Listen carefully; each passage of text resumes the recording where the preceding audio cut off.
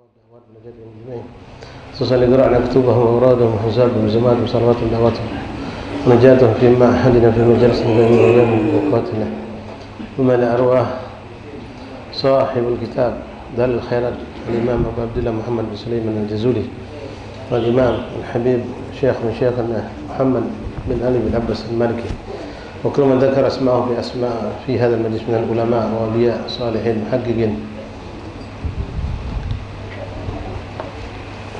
وإلى أرواح تقدم في هذا المصالح من العلماء الصالحين أجمعين أن الله يتغشاهم برحمة وسلم الجنة الله يجعل علينا بركاته وأسراره وأنواره وأخباره الآخرة ولا نأتي الشفاء من كل داء ولا نصر خصوصا بن علي بن عبد الله بن حمد بن هشام بن عمر فاروق بن رافق بن علي بن عبد الله بن حميد شيخنا الحبيب محمد بن شبر بن سالم وكل من أوصل بشفاء من إخواننا وصلنا أحبابنا واشفيهم شفاء عاجلا شفاء يرزقون ولا عالما على هذه من صالحة جالبة لكل خير نافذة وكل شر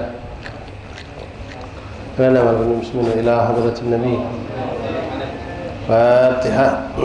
أعوذ بالله من الشيطان الرجيم. بسم الله الرحمن الرحيم. الحمد لله رب العالمين الرحمن الرحيم مالك يوم الدين إياك نعبد وإياك نستعين اهدنا الصراط المستقيم صراط الذين أنعمت عليهم غير المغضوب عليهم ولا الضالين آمين. اللهم إنا نوعد الصلاة والسلام على نبي الأكرم سيدنا محمد صلى الله عليه وسلم امتثالا لأمرك تصديقا لنبيك محمد صلى الله عليه وسلم محبة فيه شوقا إليه تعظيما لقدرته ولكونه أهلا لذلك فتقبله منا بفضلك وإحسانك وأزل حجاب الغفرة عن قلوبنا واجعلنا من بارك الصالحين وارزقنا كما تعالى الظاهر والباطن فيه العافية.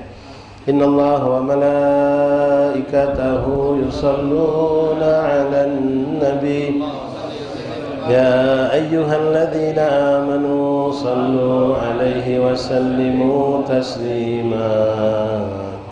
اللهم صل وسلم وبارك عليه وعلى آله. اللهم صل وسلم وبارك على من اسمه سيدنا محمد صلى الله عليه وسلم. اللهم صل وسلم وبارك على من اسمه سيدنا أحمد صلى الله عليه وسلم.